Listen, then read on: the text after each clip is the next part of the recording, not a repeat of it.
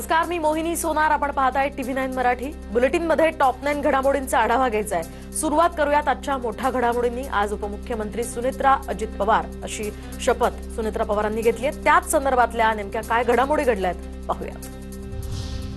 सुनेत्रा पवार महाराष्ट्राच्या पहिल्या महिला उपमुख्यमंत्री. लोकभवनात शपथविधी सोहळा संपन्न. क्रीडा, राज्य उत्पादन शुल्क आणि अल्पसंख्याक खात्यांची जबाबदारी, मात्र अर्थ खात्याचा पदभार अजून नाही. अजितदादांनंतर आता सुनेत्रा पवार राष्ट्रवादीच्या सर्वेसर्वा. पक्षाचे सर्व संवैधानिक अधिकार आता सुनेत्रा पवारांकडे. राष्ट्रवादीच्या विधिमंडळ गटनेतेपदी सुद्धा एकमतानं निवड. पंतप्रधान नरेंद्र मोदींकडून सुनेत्रा पवारांना शुभेच्छा. महाराष्ट्राच्या पहिल्या महिला उपमुख्यमंत्री. दिवंगत अजितदादांचं स्वप्न पूर्ण करतील. मोदींकडून ट्विट.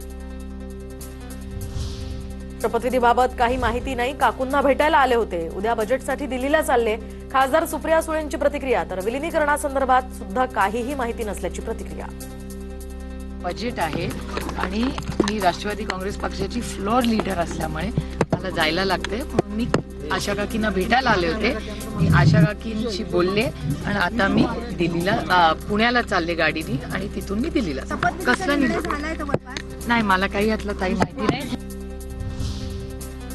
रोहित पवारांकडून सुनेत्रा पवारांच्या उपमुख्यमंत्री पदासंदर्भात ट्विट. तर सुनेत्रा काकींनी शपथ घेतली याचा आनंद. खरं म्हणजे अजितदादांची जागा कोणीच घेऊ शकत नाही, पण किमान सुनेत्रा काकींच्या रूपात तरी आम्ही तिथे अजितदादांना पाहू.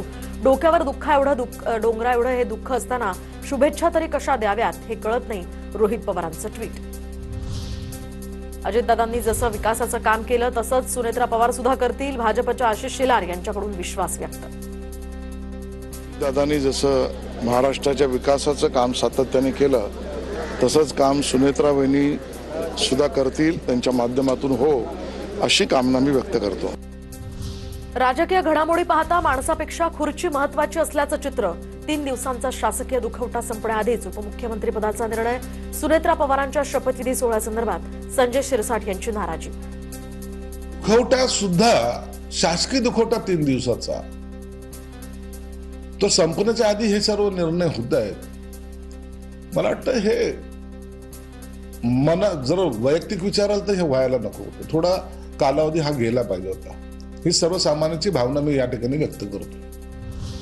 राष्ट्रवादीचा अध्यक्ष पाटील असावा पण पटेल नसावा. मनसे अध्यक्ष राज ठाकरेंचं ट्विट. मराठमोळा आणि रांगड्या पक्षाचा अध्यक्ष मराठीच असावा असंही मत व्यक्त.